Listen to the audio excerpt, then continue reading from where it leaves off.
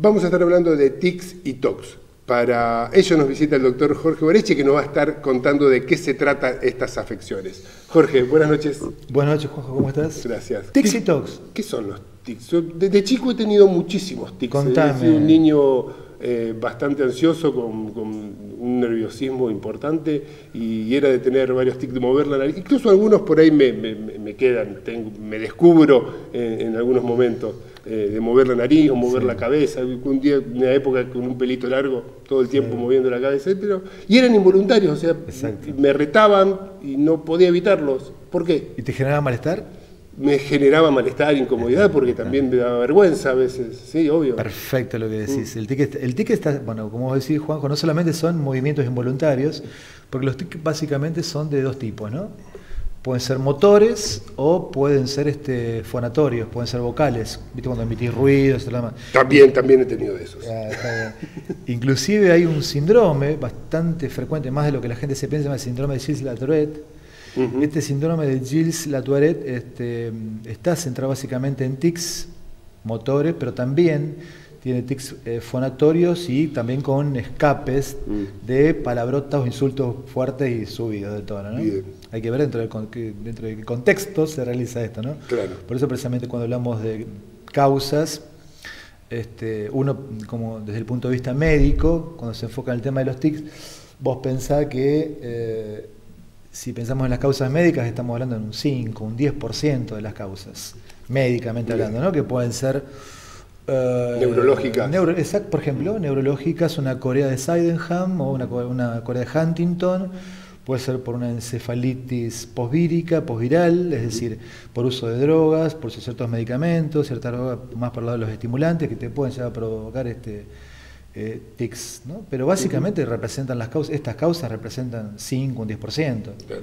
El 90%, como médicos, ¿qué diríamos? Son genéticas o son estereotipadas, son idiopáticas, que es la palabra linda que usamos los médicos cuando queremos echar la culpa a algo que no sabemos qué es. Idiopática. Idiopática, es el término. Y en realidad idiopática cuando vos empezás a investigar un poco con el paciente en el terreno y te das cuenta que las causas son básicamente emocionales, absolutamente son el 90%, 95% son de índole emocional. Y es como vos decís con el tema de la frecuencia, es sumamente frecuente, Juan. Entre el 20 y 30% de los chicos menores de 18 años tienen algún otro tipo de tic, vos fijate, ¿no? Entonces por ahí realmente desaparece, en el 90% desaparece después de la edad adulta, ¿no? Después de los 18, 20, 30 desaparecen, pero tenés que atravesar toda esta infancia, adolescencia, adultez joven con esto vos lo referiste como una molestia, ¿no? Significativa. Por realidad provoca esto, es un malestar, un malestar significativo, no tanto a nivel personal, sino puesto en un contexto social. Cuando estás solo en tu habitación no preocupaba tanto, pero bueno, cuando estás en un entorno donde hay gente y es algo que no podés evitar. Tal cual. Y realmente, ¿no? Y está vinculado, vos fijate. Porque aparte en los niños viene la cargada, viene el bullying, o sea, en ese momento era cargada cuando éramos chicos nosotros. Claro, la traducción vulgar sería de bullying, sería cargada, sería esto. Lisa y llanamente bullying es cargada. Exacto. Lo que interpretamos en la calle o vulgarmente como me está cargando, pero me está cargando todo el tiempo y con un tono con un alto monto de agresividad, ¿no? Claro. Ese es el tema, ¿no? Y en el tema del tic es como obedece, ya metiéndonos en algo profundo, es como básicamente lo que se afecta es el tema de la emoción miedo, ¿no? Es decir, el miedo, y se juega también el tema de la vergüenza, que es el tema de la mirada o la opinión de lo social, de los demás. Sí. Por eso realmente en el tic hay como una especie de sensación de ser observado por los demás, ¿no? Y esa sensación de ser observado por los demás y todo lo que te genera. Entonces está muy vinculado al tema de no sé si llamarlo emoción, viste que por ahí cuando hablamos de las emociones negativas, vergüenza, celos y culpa, las nombramos como una de las emociones. Sí. En realidad no es una emoción básica, sino que es más un sentimiento, el tema de la vergüenza, porque no está vinculado a algo natural, sino que está muy, muy vinculado a nuestra educastración puritana, junto con el tema de los celos y las culpas, ¿no? La vergüenza es aquello que dicen, bueno, no hagas esto, no hagas lo otro, nosotros que somos de pueblos, donde el tema de la mirada y la opinión de los demás tienen un peso sumamente significativo. ¿Qué dirán? El qué dirán, el famoso qué dirán. Que vos, qué sé yo, la gente, por ejemplo, nosotros que somos argentinos, famoso y nunca bien ponderado, ¿qué dirán? Esto lo vimos los que somos de pueblo, de la ciudad chiquitita, es decir, vos te vas a Rosario o Buenos Aires y esto no es tan... Es muy distinto, la gente vive más suelta. A mí me fascinaba ir a Rosario y ver los personajes, claro. O sea, porque cada uno está en su individualidad, más allá de lo que opine el otro. O sea, como decís, en los pueblos nos cuidamos mucho más, pero en las ciudades grandes encontrás esos personajes muy pintorescos, con gran personalidad y se destacan, ¿no? Eso es me gusta observar eso. Sí, está buenísimo. Y bueno, dentro de la causa, como decíamos recién, Juan, está bárbaro lo que está diciendo, porque realmente es así, como en la Argentina nos creamos en los ambientes más grandes o más pequeños, ¿no? Acá, como argentinos, como latinos, tiene mucho peso, te lo voy a decir lo que somos de lugares pequeños, el tema de la mirada, la opinión de los demás, por eso esta emoción negativa, que más que emoción es un sentimiento, porque está estructurada como un sentimiento más que una emoción básica natural frente a un estímulo, ya está estructurado en nosotros. El tema de movernos, movilizarnos a través de esta vergüenza que nos limita muchísimo la vida. Y el tema del tic, vos pensás, en el TOC a lo mejor un poco, pero más en los tics, está vinculado a una especie de personalidad introvertida, como mucha introversión cuando hay un tic. Es decir, hay algo vinculado al tema del ocultamiento, hay algo que yo estoy tapando como no me está gustando, ¿no? Y la causa, y ahora pasamos a lo más importante que es la causa de los tics, realmente se estructura, se programa, la cuestión programante se da dentro del ámbito familiar, ¿no? Por eso está buenísimo hacer realmente lo que se llama una sesión de bioneuroemoción o biodescodificación, donde vos escenificás el momento de mayor estrés que le genera a la persona la estructuración de ese tic. Realmente los que tienen un tic te empiezan a hablar que realmente de niños eran personas como muy para adentro, muy introvertidas, y que generalmente estaban vinculados como o alineados más al padre o a la madre, que eran por ahí la voz cantante, o todo lo contrario, el cerrarse demasiado por representar a uno de los dos padres. Es muy interesante lo que se va gestando en una sesión de este tipo, porque vos lo ambientas, esto lo que está con el paciente, ¿no? ¿Sí? Ya estoy hablando de la terapia específicamente. Sí. Cuando vos estás en la terapia, le haces escenificar al paciente el ambiente que vivía el de niño, ¿no? Porque si vos no resolviste esto, después se da, si se repite en la edad adulta, es decir, a lo mejor ya no en forma de tic, pero en forma de a lo mejor otro desorden de ansiedad. Bien. O muchas veces, qué sé yo, se estructura ya que estamos hablando de un TOC a través de lo que es un TOC. ¿Sí? Claro. ¿Y por qué se produce ese movimiento o esa acción involuntaria? Está buenísima la pregunta. El tema del movimiento involuntario está vinculado a una retracción, y es decir, el cuerpo expresa lo que vos no decís. Por ejemplo, vos en un ambiente emocional, donde suponete vos, esto es inconsciente para la persona, ¿no? Ni hablar en un chico, que no puede ver. El chico no te puede decir, veo que mamá está sufriendo, porque papá es un jetón, un gritón, y mami se retrae y se calla. Vos no le pones palabras a eso. Claro. Y cómo aparece en forma de Por eso el tic es una forma de psicosomatizar un malestar emocional. Claro. En este caso, una forma de psicosomatizar a nivel muscular, a nivel motor, generalmente en los músculos de la cara, del cuello, de los hombros, ¿no? Que donde se dan el 95% de los tics. O, como yo te dije, el otro gran grupo de los tics, que es a nivel fonatorio, como haciendo ruido, ¿no? Sí, o guturales. Sonidos guturales que se repiten. Entonces, los tics es algo que se repite en forma estereotipada. ¿Por qué? Porque el ambiente emocional que a vos te genera estrés se repite.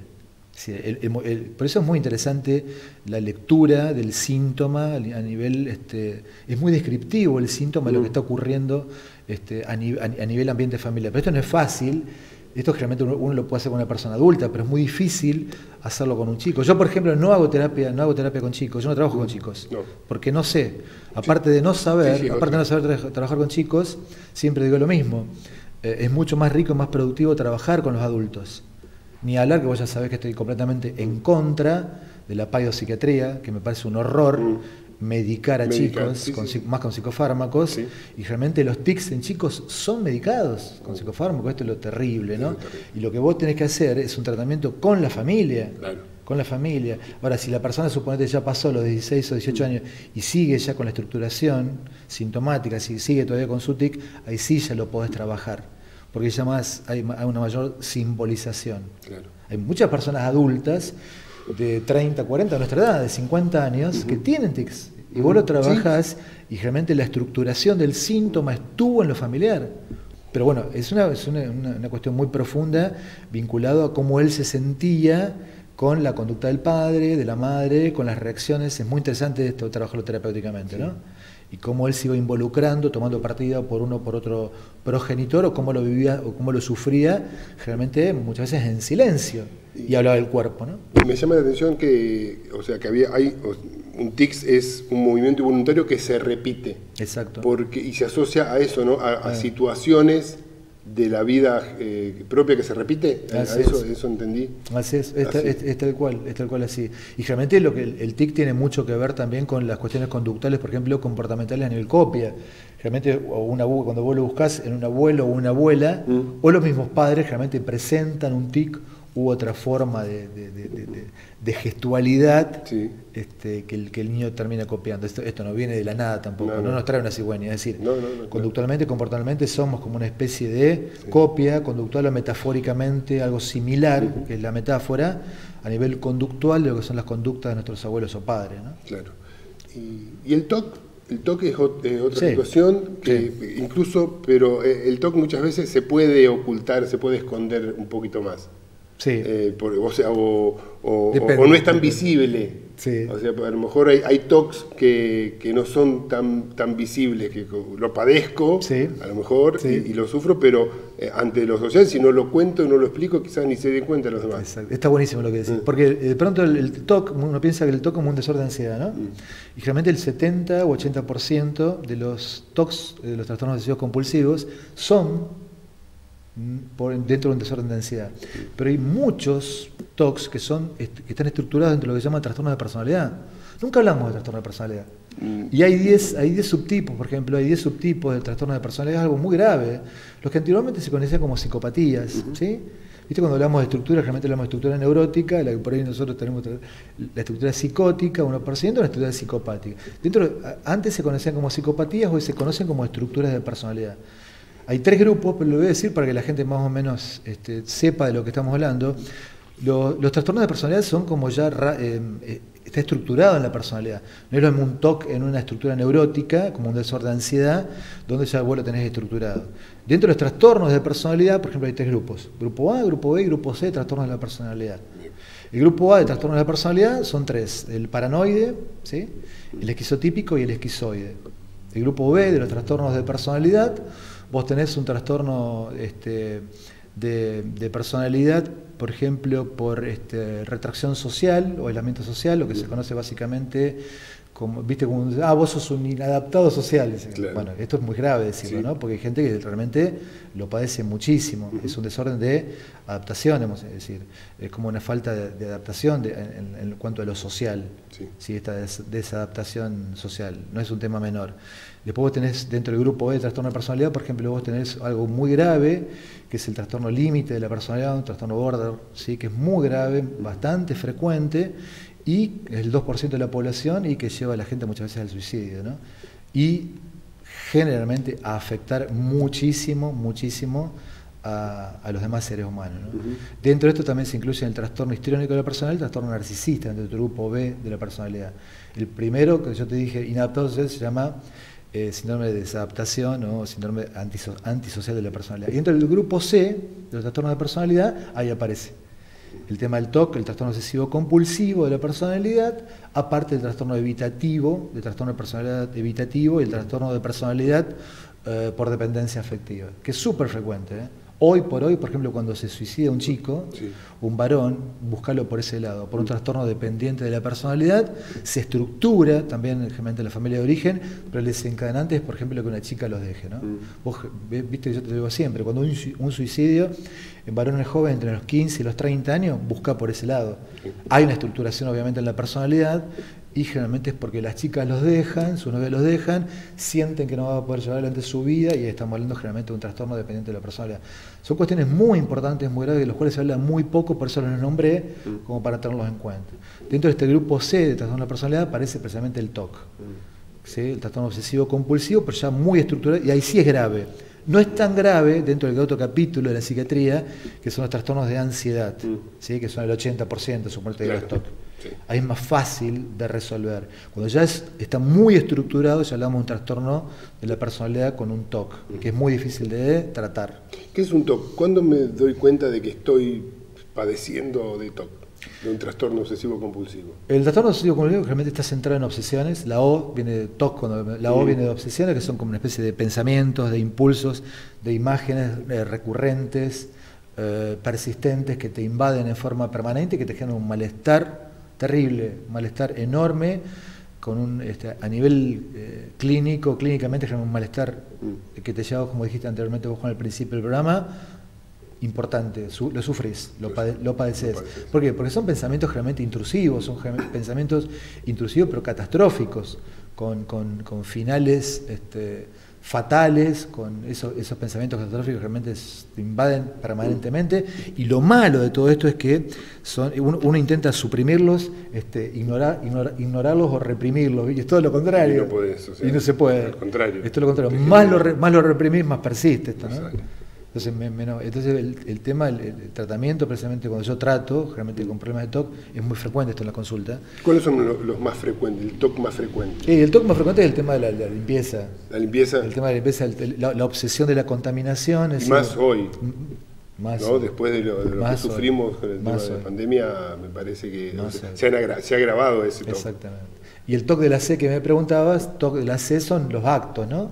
Los actos repetitivos para neutralizar o calmar la ansiedad por ese pensamiento intrusivo, recurrente, catastrófico que me invade, o el desenlace fatal que me... ¿Cuáles son los desenlaces fatales? O básicamente en tres lugares pensarlos. Trabajo, no sé, me van a echar el trabajo, voy a perder el trabajo. A nivel social, qué sé yo, me van a rechazar. No valgo, mi discurso no vale, no valgo nada, me van a rechazar, no me van a aceptar. Y a nivel pareja, a nivel afectivo, me van a abandonar, me van a dejar. ¿Sí? Esos son los pensamientos más frecuentes dentro de un TOC. Ahora, ya que me preguntas cuál es el TOC más frecuente en sí mismo, es el tema de la limpieza, por ejemplo, ¿no? El tema de la contaminación. Es miedo.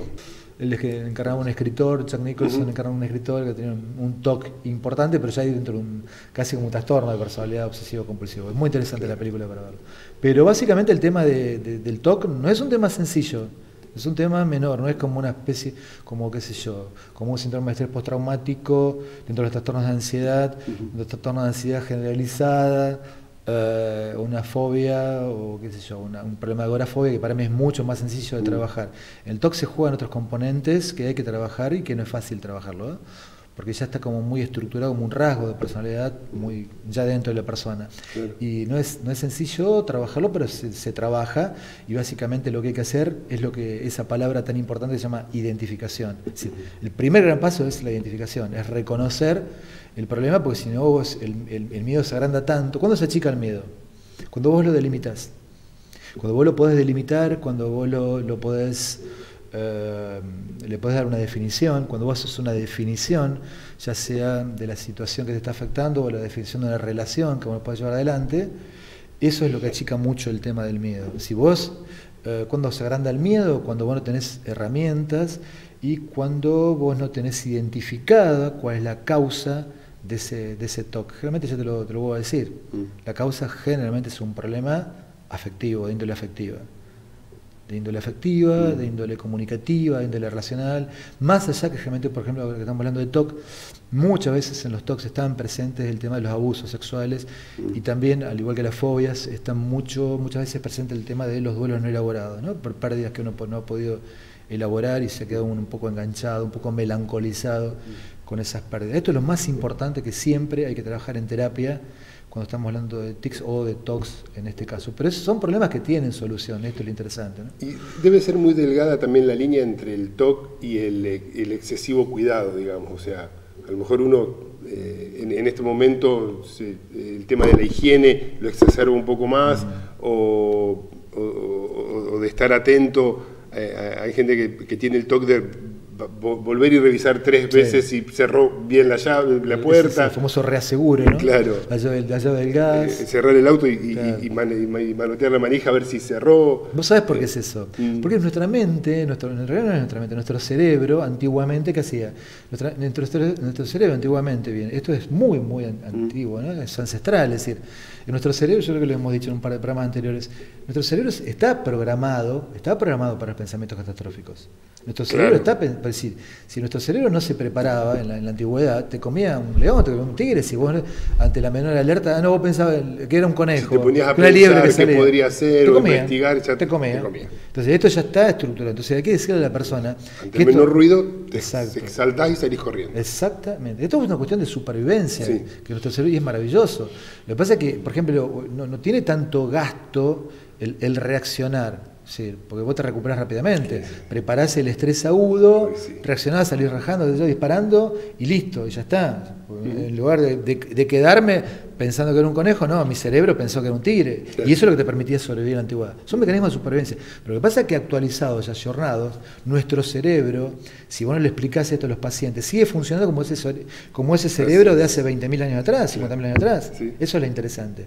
Hay que explicarle que esto no es una cosa de locos, que es una cuestión de supervivencia. Eso es lo primero que tenés que decirle al paciente. Claro. Que el cerebro es maravilloso porque ya está preparado para esto. Ahora, en segundo lugar, sí, vos tenés que ayudarle a saber que esto tiene una causa, porque si el paciente no logra identificar la causa, ahí aparecen los problemas, porque el miedo se agranda de tal modo que ahí es cuando te supera.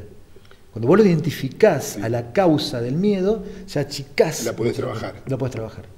Exactamente. Claro. Por eso realmente es esto, ¿no? Reconocimiento, aceptación y el cambio viene después solo prácticamente. ¿Y cómo es el tratamiento? O sea, ¿qué hacemos una vez que ya tenemos el por qué o el para qué o de dónde viene la causa? ¿Con la información sola? Es increíble. Saber? Es increíble, ¿no? Vos fíjate que nuestro cerebro es tan inteligente que si vos no lo engañás, claro. ¿Sí? Porque la mente, hicimos un programa sobre mente y cerebro, ¿no? Sí. Que está, para mí, sugiero mirarlo una y otra vez. Ahí está perfectamente explicado lo que es la sabiduría de este órgano maravilloso que es nuestro cerebro, todo nuestro sistema nervioso en general, y cómo tiene todas las herramientas para curarnos, siempre y cuando la mente, que obviamente está sentada en el cerebro, claro. La mente es la cuestión funcional del cerebro. Exacto. Pero por ahí la mente tiene una tendencia a engañarlo al cerebro, y ahí aparecen los problemas. Cuando la mente deja de engañar al cerebro, el cerebro te cura todo prácticamente. Vos decís, pero necesito una pastillita para curarme, necesito un antifóbico, un ansiolítico, un antidepresivo para curarme. No, lo que vos necesitas es mucha información, es información científica acerca de identificar lo que te pasa, acerca de reconocer todos los procesos cerebrales que existen y hacer un gran trabajo de investigación terapéutico para ver cuál es la causa que realmente te está generando el problema. Porque realmente la causa es algo que no estamos viendo, pero lo tenés ahí cerca. O es el miedo a perder el trabajo, o es el miedo de la sociedad porque vos te desvalorizás y vos tenés un conflicto de valorización, o es el tema con la pareja porque vos tenés una pareja que a lo mejor es más fuerte que vos y vos no tenés defensas frente a esa pareja que tiene a lo mejor un mayor potencial que vos, y vos no lo estás viendo eso. Claro. Entonces, esto no es fácil de reconocer, porque vos cuando decís a la persona esto, la persona sale disparando, más si tiene una tendencia a depender de esa personalidad más fuerte. Sí. ¿Cómo hago? ¿Cómo decir? Nunca va a enfrentarse a la otra personalidad, pero ahí está lo paradójico y la fatal paradoja en el tema del tratamiento de los desórdenes de ansiedad, porque muchas veces en el desorden de ansiedad la persona es muy dependiente de un otro, y esto no solamente sea en la pareja, cuando vos sos más chico generalmente esto puede darse también con la familia de origen. No es tan simple como verás el tratamiento, no es tan lineal. No. El tratamiento es muy complejo. Es decir, para dar una solución simple, vos tenés que utilizar el pensamiento complejo, porque si no te complicás la vida. Si vos pensás a seguir una cuestión muy lineal, muy simple, te complicás la vida. Para ser complejo, es decir, para dar soluciones simples, vos tenés que ser complejo y utilizar el pensamiento complejo, que es contemplar todos los aspectos. Ahí vas a encontrar la respuesta y la solución a prácticamente todos los dramas humanos, ¿no? Y poder verlo desde afuera, como un observador. Muchas veces no en primera persona. Muchas veces hay que situarse. Eso es otra técnica. Sí. Es una técnica donde uno tiene que situarse de afuera, por ejemplo, ¿no? El tema de desórdenes de ansiedad, esto es muy útil. Como hablamos, por ejemplo, que son los trastornos de personalidad, esto se encaran de otra manera, con cuestiones más conductuales, comportamentales, más de lo cognitivo, ¿sí? Post-racionalista. Acá en el caso de los desórdenes de ansiedad, el situarse muy afuera sirve. En el caso de los tics, por ejemplo, es muy útil todo lo que sea generar un cerebro resiliente, hasta lo que sea un mindfulness, el tomar conciencia, ¿sí? y uno de los pasos, más allá de la respiración, el aquí y ahora y todo lo demás, uno de los pasos es desde situarte afuera, pero esto obviamente se hace a nivel terapéutico, ¿no? Que básicamente es nuestro trabajo, ¿no? Absolutamente. Y muy bien realizado. Se puede salir entonces. Sí, se puede resolver, son situaciones que el problema hay que querer realizar ese trabajo, esa introspección, esa investigación de dónde viene, de dónde lo genera. El tema es que el terapeuta, nuestra tarea como terapeutas, como médicos, psiquiatras, terapeutas, es investigar todo el tiempo. Yo soy un obsesivo del estudio, porque me pasa un poco, porque tanta obsesividad al estudio, al deber ser, no es tan bueno. No es tan positivo, te lleva mucho desgaste. ¿Es tu TOC el estudio? Y sí, creo que sí. La lectura, de los 5 o 6 años me parece que sí. Siempre fui como demasiado volcado a la investigación y a ser demasiado detallista, perfeccionista con el tema del estudio. Es mi problema porque aparte me consume mucho tiempo.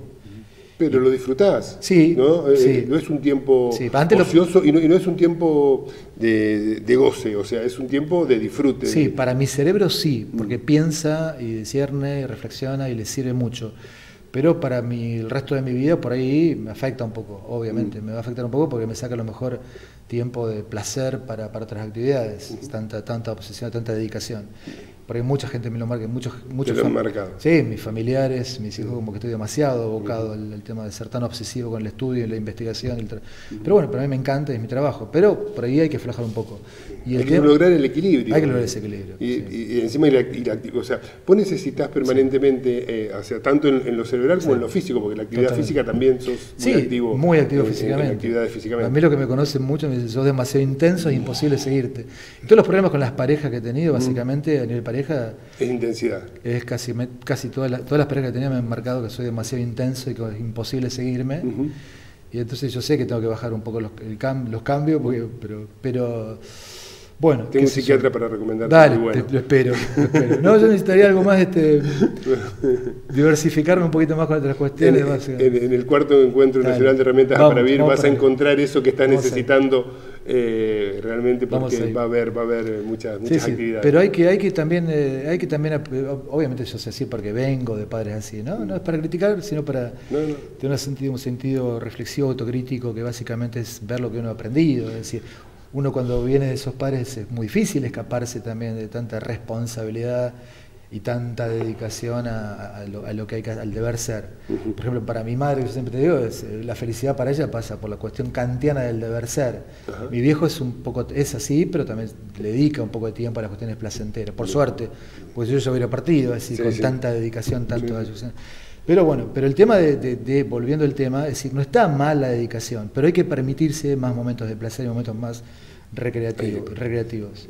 Pero, permitirnos, eso está bueno, ¿no? Permitirnos, darnos ese permiso sin culpa. Sin culpa. Claro. Pero nuestra tarea como profesionales es estudiar, es investigar, es trabajar para el paciente, es tratar de llegar a una solución, porque si no caemos en la solución fácil, Juan. Damos pastillas, medicamos, listo, toma 5 o 10 minutos, arreglate con esto. Y por eso creo que el gran trabajo terapéutico me parece un trabajo de investigación. Vos me conocés perfectamente, yo de los 5 o 6 años que dije que iba a hacer arqueología, sigo siendo como una especie de antropólogo o arqueólogo, a pesar de que soy médico. El tema es así. Y con respecto a cada paciente es un mundo y está buenísimo recorrer ese mundo juntos como para dar una mano de ayudar, ¿no? Muchísimas gracias. Vamos, Juanjo.